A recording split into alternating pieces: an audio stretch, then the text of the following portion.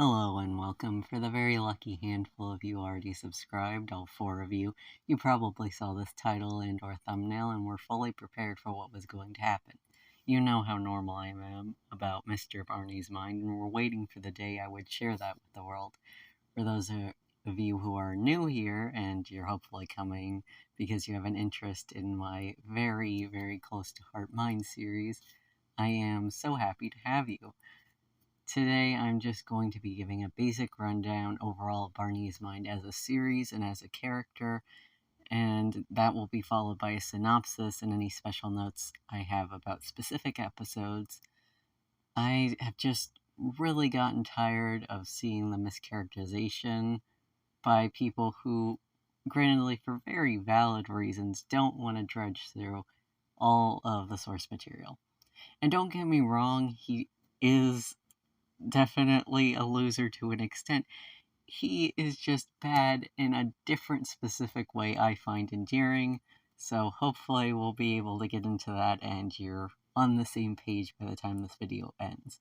But before we dive into that, let me cover 2 small pressing matters. First of all, you might be wondering what you're looking at. This was mainly intended as a listenable video, so there really isn't that much need for visual aids. They will be sparse as they appear on screen. Therefore, I am playing some old doll-themed archived web games. It's easier to do that while reading or editing since it only takes one hand. And Barbie Girls Rewritten, which is a remake of Barbie Girls, which was an old kind of combination between Webkins and this lesbian utopia. It's still not open yet. I will be on top of that once it is released for the public. And also I think it's what Barney wanted, so you can just kind of tune out, just set me on your kitchen counter or something. The second thing you might do is look at this video's length and decide it would be more expedient to watch the series yourself and draw your own conclusions. I would never discourage someone from doing this. Come back in a few hours when we can trade notes. However, since I just watched this series front to back for the uptime time, and this is like my 3rd time taking notes during a watch through, I feel I should give you some warnings about the content. Most importantly, if you have photosensitivity that could be triggered by flashing or strobing effects in Half-Life 1, please do not risk your health and safety watching this. If you are unsure of your exact sensitivity, I would avoid Episode 9, Episode 14, and Episodes 15, which use rapid flashing and or feature the bright green harmonic reflux. Now, the whole series is a byproduct of its time. As you would expect, some of the jokes or word choices used do not suit our current sensibilities. I will provide specific warnings before each episode breakdown, but I will state that the series includes elements of ableism, fat phobia, misogyny, racism, implied anti-Semitism, homophobia, mentions of sexual assault, and mentions of suicide. What I have documented in these warnings is from my perspective. It is not a value judgment, and I am one person. I might have missed some of these. As it's a common trigger, I'm just going to warn you now that episodes 2, 6, and episode 14, part 1, use that specific slur starting with the letter R used against intellectual disabilities. If you're looking for episodes without any content warnings, I will direct you to Episode 1 Special Edition Part 2, Episode 2 Special Edition Part 1, Episode 4, 7, 8, and 12. You can also add 9 and all segments of 15 if you do not have any photosensitivity. So with all those bases covered, let's jump into it. The first and most pressing question might be, what is Barney's Mind? Barney's Mind was the second series in a subgenre known as a mind series, which is a type of video in which the gameplay from a first-person video game is narrated over with the supposed thoughts of the protagonist, often for humorous effect. Due to the nature of how these videos are made, they sit in between an area of roleplay and let's play, and could be considered a machinima, an animated narrative film derived from computer graphics, or at least that's what Guinness World Records says, if you can believe them, all things considered. Barney's Mind, as the title implies, uses the game engine Half-Life Blue Shift to follow the standard journey of escaping Black Mesa via science team collaboration and a teleporter, with an added ending segment using Windows Flight Simulator to land Barney in Bulgaria to set up potential crossover. With the recently upstarted at the time Felix's Mind, nothing came of that, but that was the narrative direction. Barney is played as snarky and pessimistic, something that neither goes for or against the established canon of the character in Half-Life or Half-Life 2, allowing the viewer to consider this neglected side character from a new angle. I say neglected side character because at the time that was accurate. I know what has happened. After 2020, I was there. Do not recite the ancient text to me. Ian Riley narrowly beat out Robin Darnell, who you may recognize as the creator of Shepherd's Mind and also a co-scriptwriter for the ending of Barney's Mind. For that spot to make something adjacent to the very popular Freeman's Mind series and ushered forth a whole complex web of web series expanding and sometimes flipping the mind formula on its head, such as Half-Life VR, but the AI is self-aware. Now, you might be wondering if Barney's actor, Ian Riley, should be a figure to note. The short answer is no. The slightly longer answer is that, well, yes, the Barney's Mind blogspot is thoroughly archived, and I could pull up all sorts of trivia, like what his My Little Pony Sona is. There's really no grand connection to be made between artist and character, and it would be parasocial and pretty creepy to try to parse some hidden meaning behind all of that at this point, since he's very much moved on from the series. All you really need to know is that he writes to what he knows, and interests, skill sets, and gripes about handrails all come from a very genuine place that bring Barney as a character most of his charm. The next reasonable question might be, how does Barney look? If I'm going to be making you spend all this time listening about him, you probably want a mental image. Well, Barney doesn't have a canon appearance, not really. We know he shares some resemblance to the HG texture pack version of Barney from Blue Shift. Differences that make his character distinct are sparsely given through his monologuing in the series. We know from his brush-in with coolant that he has a lot of arm hair and presumably a lot of body hair in general.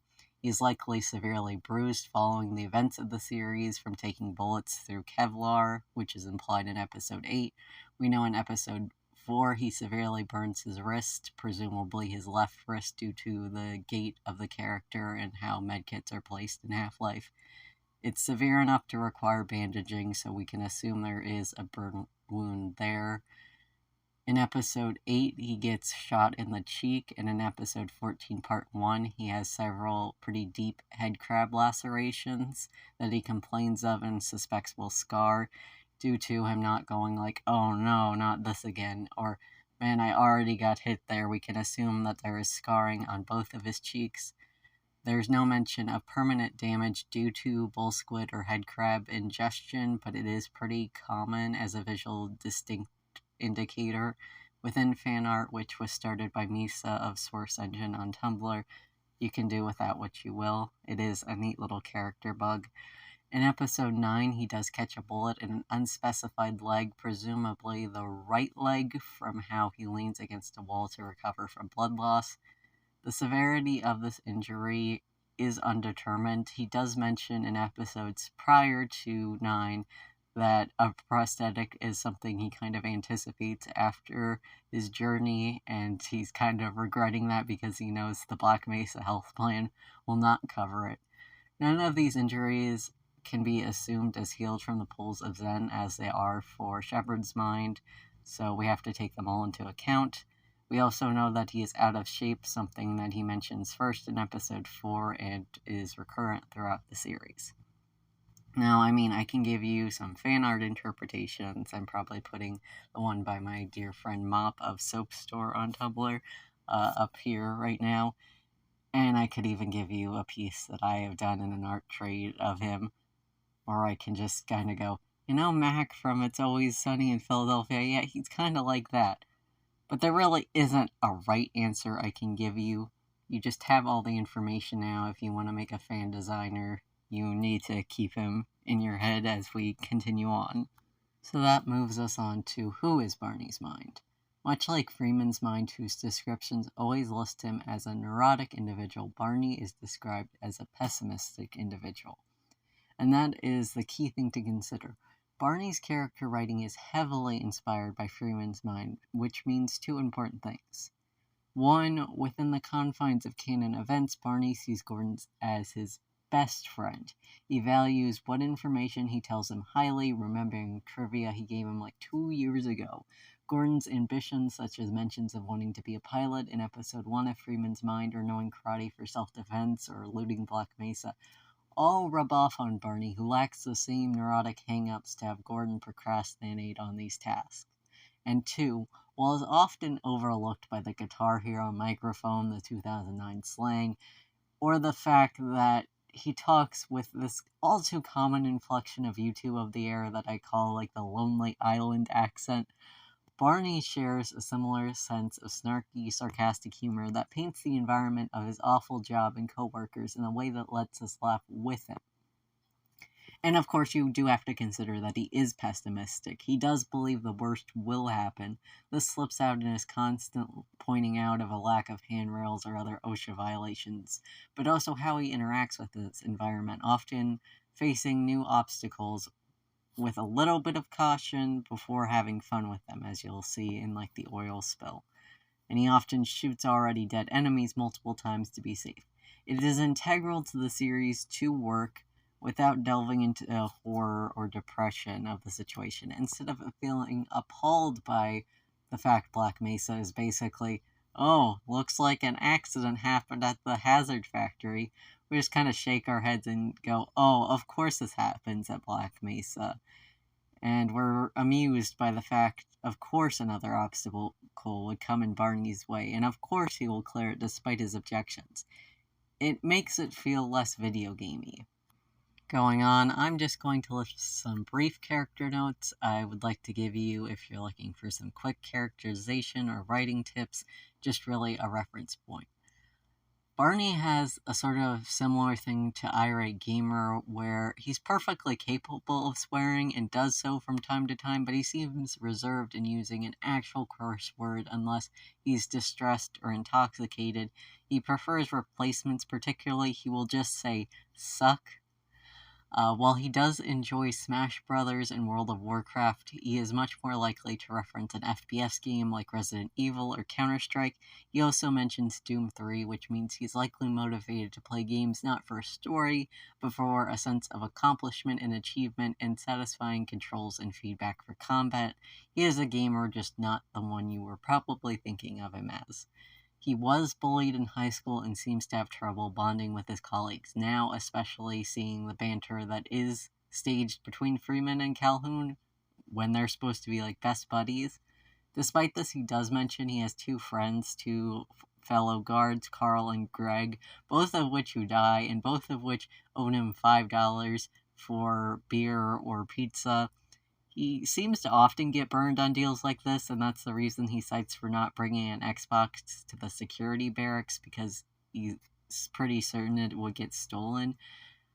We're not sure how solid those relationships with other guards were. We can really just assume that he's lonely, and that these online friends that he does have through gaming or his long-distance girlfriend Lauren isn't really filling that void. He has a tendency to hum or scat melodies during idle periods, but he does not hum like Freeman does.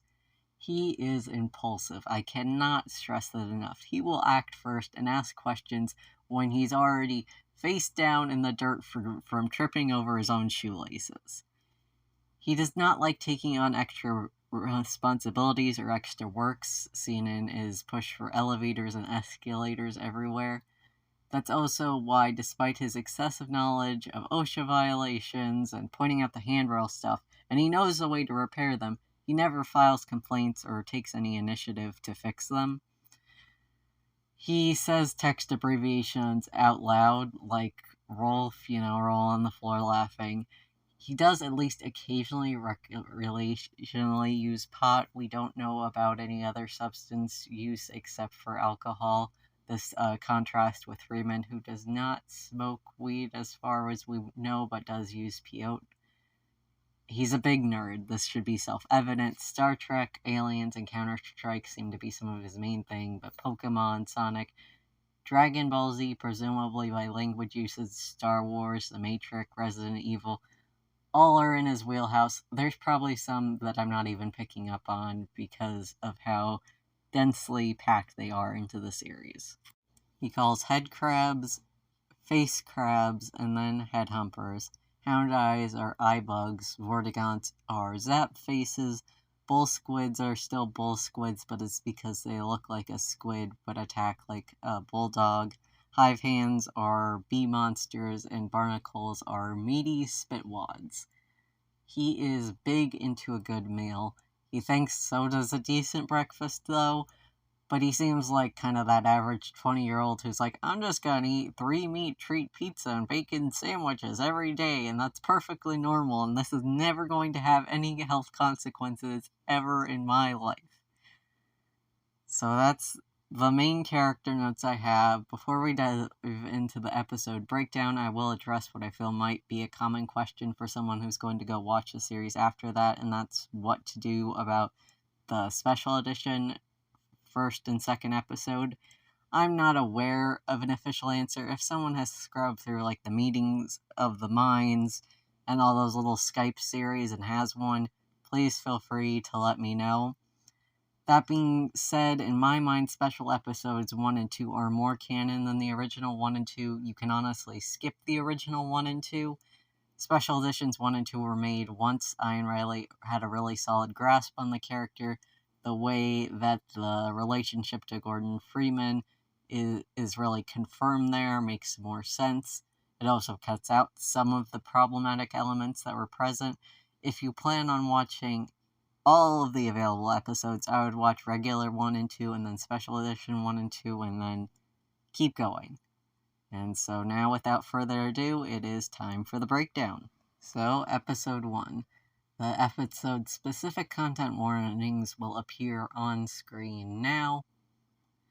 In Ian Riley's debut 2009 video expanding the genre now known as the Mindverse, titular character Barney arrives an hour late to his job as security at the Black Mesa Research Facility to find most of the underground's lab equipment going haywire.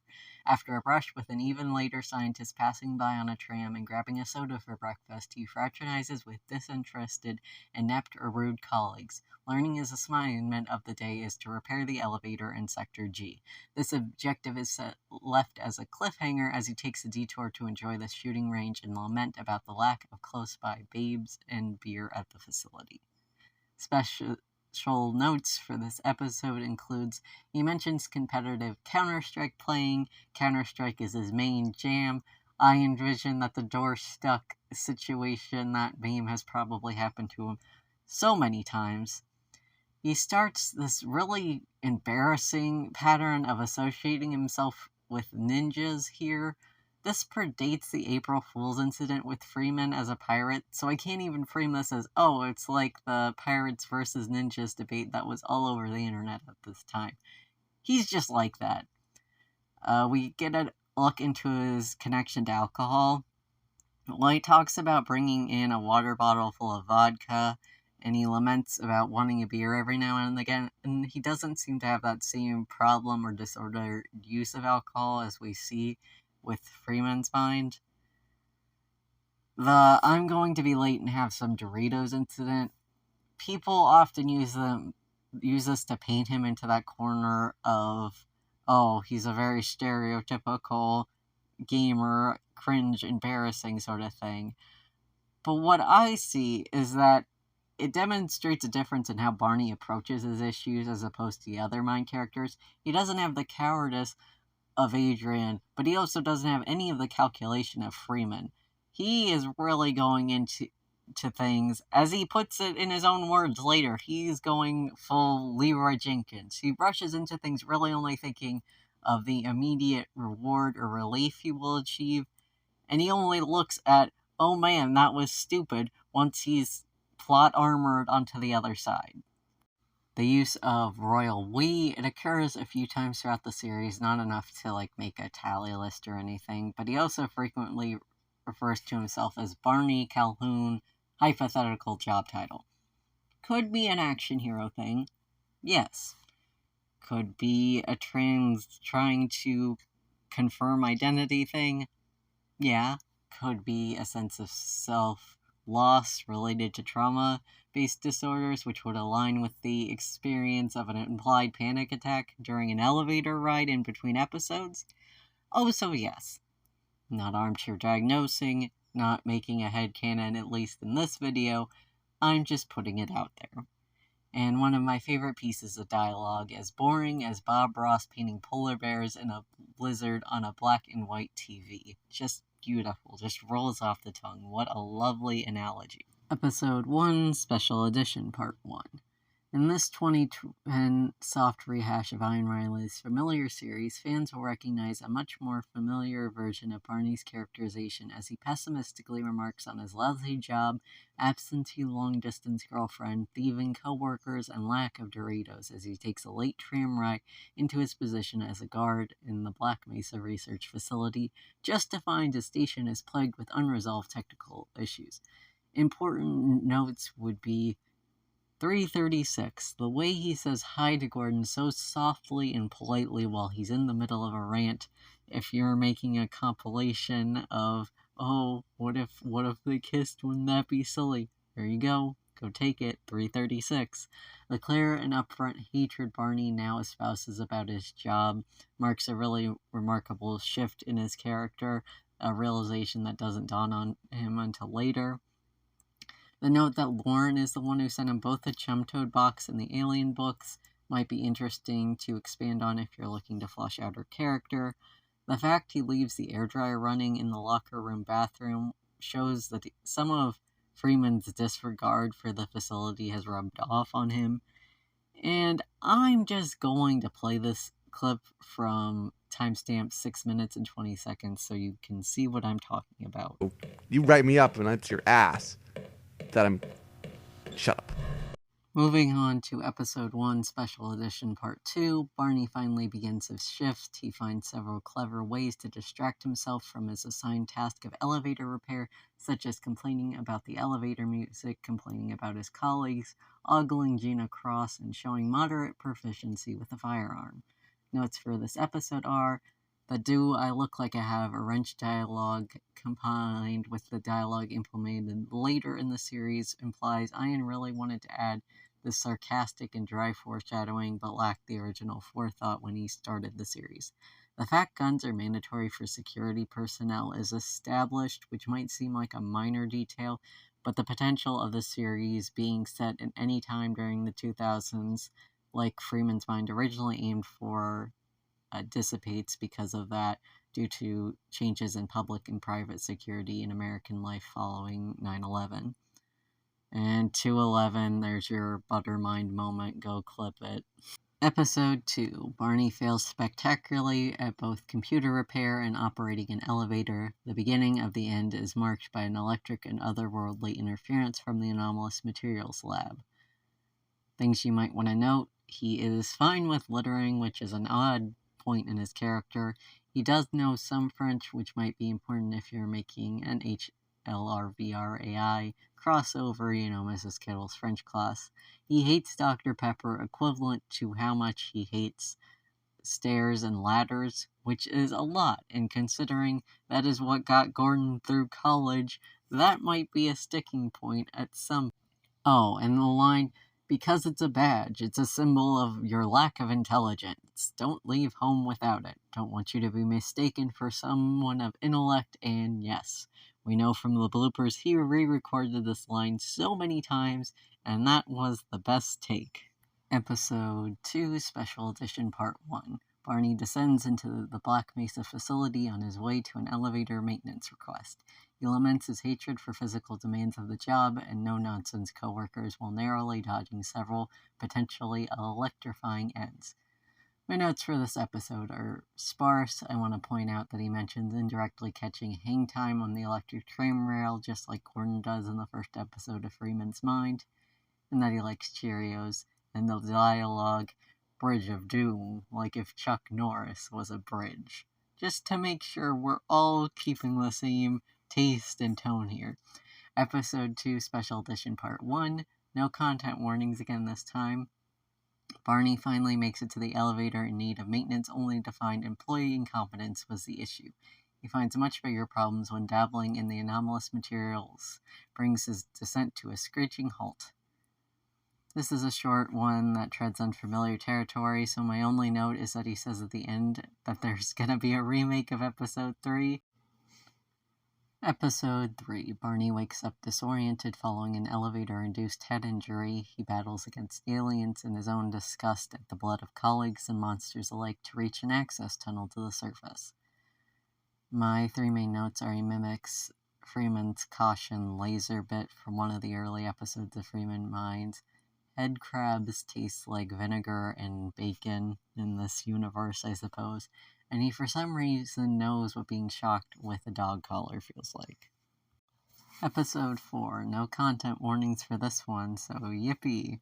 Feeling refreshed and relieved, Barney makes his way towards the exit canal. He masters a crane-operated puzzle and learns about the power of valves with only minor steam injuries and a newfound grudge for anomalous material standard-issue protective measures.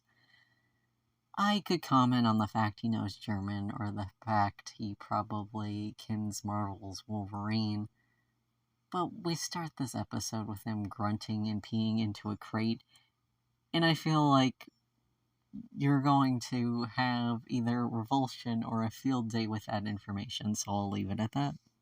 Episode 5. Barney makes his way through the onslaught of minor puzzles and acid-spitting aliens to see a glimpse of the surface. Too bad the surface is fraught with trigger-happy Marines and dead guards who definitely won't be giving him that $5 back for pizza. My main note here is, look, Barney, ropes! We can use them to cross big pits! Episode 6. Barney confirms a hostile military presence on the surface outside of Black Mesa and is forced to retreat back into the facility's bowels. Hunger, desensitization to violence, and hostility towards benign cockroaches start to erode his decision-making. My notes for this episode would be, he is confirmed to be a Mythbusters fan, something that will be recurrent and I will be quizzing you on. He suddenly and acutely gains a quirk about needing to kill off as many roaches as possible that remains for the time that he is inside the facility. He thinks he's becoming desensitized at this point and thinks it might be a good thing, which it's a character note, that's for sure.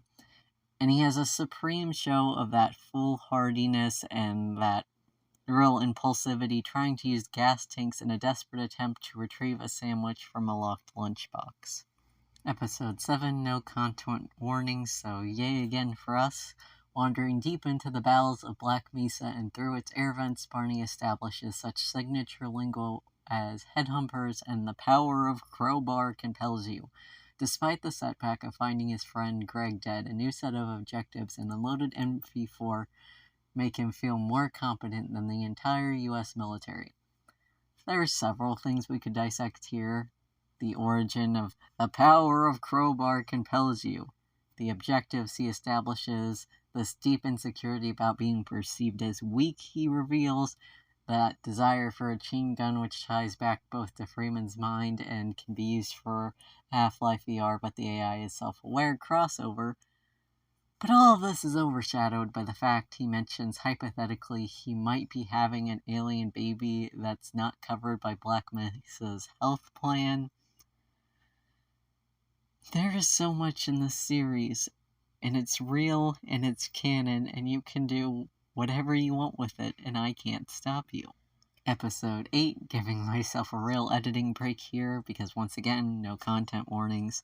Barney is given the objective to find Dr. Rosenberg to aid in his escape plan. He journeys through the facility and ends up in yard management, massacring soldiers by the drove and finding 2 captured scientists. Not much to report here except a sudden spurt of fascination with Indiana Jones, and also the fact that he calls Dr. Rosenberg Dr. Robotnik at first. Episode 9, another content warning-free episode, various swag and epic. Barney continues his quest for Dr. Rosenberg by heading out with no strategy, Leroy Jenkins style, into a military-swarmed freight yard. Teaming up with a scientist he nicknames Douchebag, his name is Walter, and that is how I will be referring to him for the rest of these segments, he's able to pull through a blood loss-induced flashback to training, blow up a tank, and make it to maintenance access. Only two things really stick out to me here. I do enjoy the training portion of Half-Life Blue Shift being given as these blood loss-induced visions instead of a very contrived Episode 0 like other series. And at 410, he mentions Gordon has competed against him in Limbo and beaten him. Don't know what that means. Always have these weird, technically canon backstory bits that pop up. Episode 10, Part 1. Despite a betrayal from Walter and his own declining sanity, Barney clears a rail line for use in a grand escape and locates Dr. Rosenberg.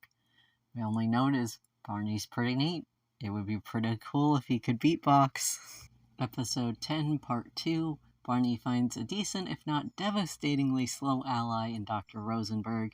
After clearing out a fresh round of soldiers, he is able to break down a facade and find an elevator to a part of Black Mesa holding old teleportation experiments, which is the safer bet compared to what he learns is the fate of his best buddy, Freeman. The main takeaways here are that we have a Freeman's Mind reference about the 5 layers of blood thing, and at 6:16 in this episode, they are confirmed as best friends. These are the first attempts at foreshadowing that Ian Riley uses, too. Episode 11.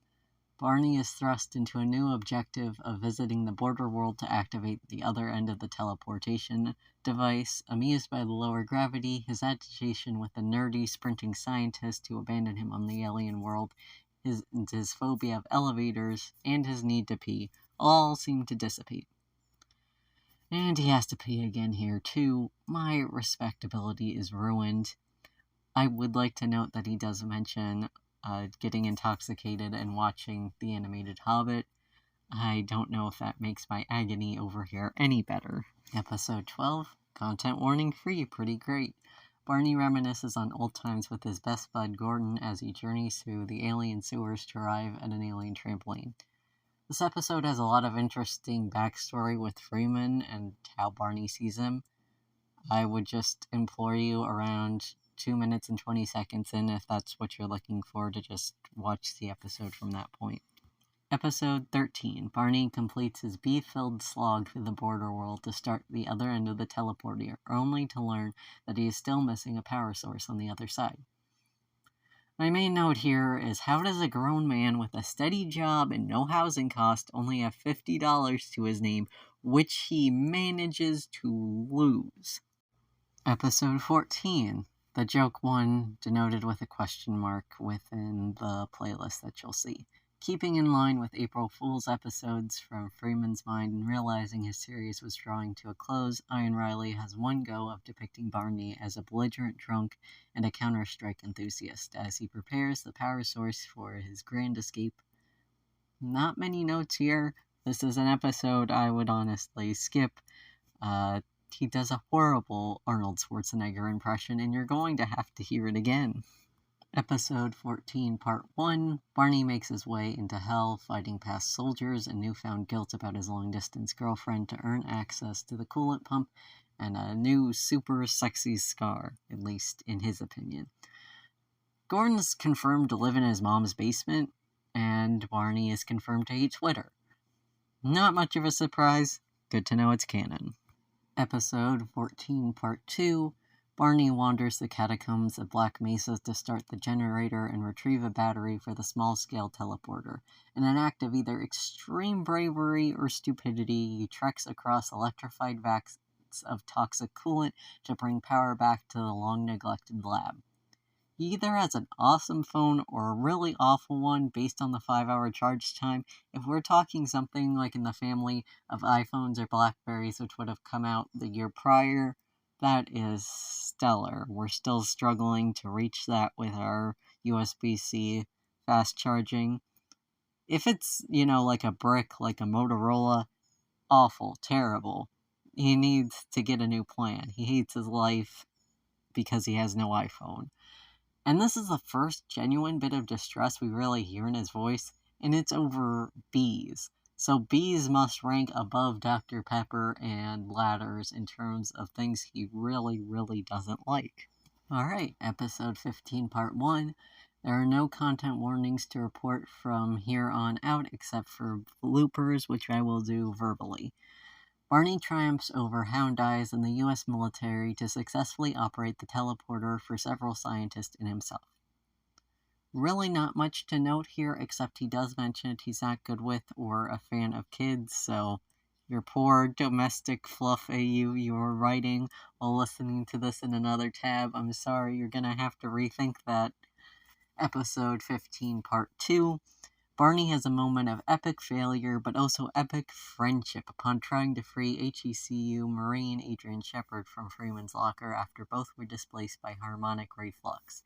He eventually loops back around to the teleportation spot outside of Black Mesa, ready to ride in the back of a car full of scientists as far away from the facility as possible. And he promptly falls asleep in the back. Really no comment is needed on my part.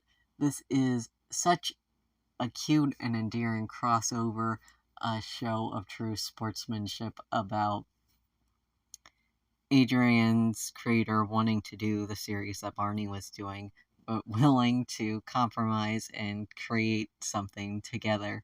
It's memorable, it's funny.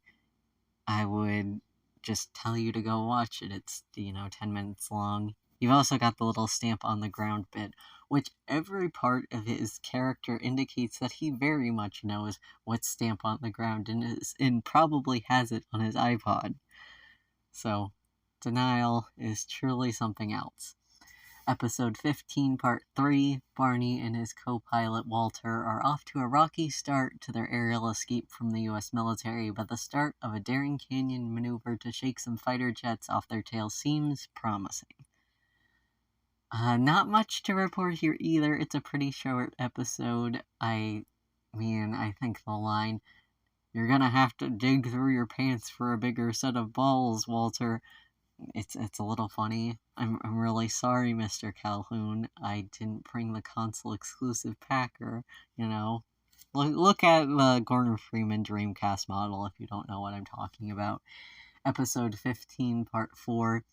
They use the harmonic reflux to shake off a fighter jet, and they are heading to Bulgaria. No matter how many times I watch the series, I am always on the edge of my seat during this chase. Despite all his faults, there's something about him that makes you want him to succeed, to be safe. I want him to be Barney Calhoun, supreme overlord of the world, if he really thinks he can manage that. It really feels like a decisive triumph, which is a little bit different if we had just left it as the original ending of Blue Shift. I just really appreciate this little bit of extra effort to make this ending memorable.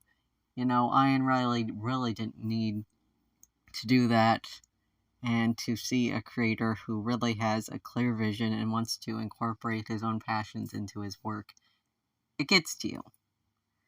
And that being said, there is some mentioned fat phobia when re-recording some of the Otis lines in the blooper reels, but there is also a series theme song. Not necessary watching, but you'll probably miss this guy once all things are said and done, so you can go ahead and have it a watch if that doesn't bother you. And that's everything. Streamlined as flat as it will go. I hope this has done something to help you understand this character a little better, or has given you, a good quick reference guide for the character if you plan to write him, or maybe at the very least you understand why I appreciate this character a little more. And if none of those are true, it was at least very cathartic to just get this all out there for reference. And instead of thinking, "Oh, you're hard to give," that he wouldn't say that, I just have the video. I know that I did my part to make information as accessible and friendly and navigatable as possible. I did my part. If this video really picks up steam, I might do this for other Mind series. Shepard's Mind would probably be first on the list because it is shorter and also nobody seems to have watched it, and I think that's one of the best executed Mind series, even if Barney's Mind is definitely my favorite character from all of them. Even if I decide to do that with Shepherd's Mind, that is 4 hours worth of things to comb through, which is over double what I had to watch for this, and that's not taking into account time to take notes, to script, to mark timestamps, to edit this video like I'm doing now. So, and we're not even talking Freeman's Mind, which definitely needs the treatment, but that is 68 episodes just for the original series, and we recently just got up to episode 18 of Freeman's Mind 2. That is a lot to go through, but if there's interest, I am willing to do it. Just be patient with me if that's the direction we're taking. But yeah, thank you so much for listening to this. I do have a Ko-Fi that is either linked on this end card or in the description. Gotta refill my Denny's Grand Slam bar after this whole ordeal. But yeah, have a great day, and please take care of him out there in the wild, wild west of internet fan circles.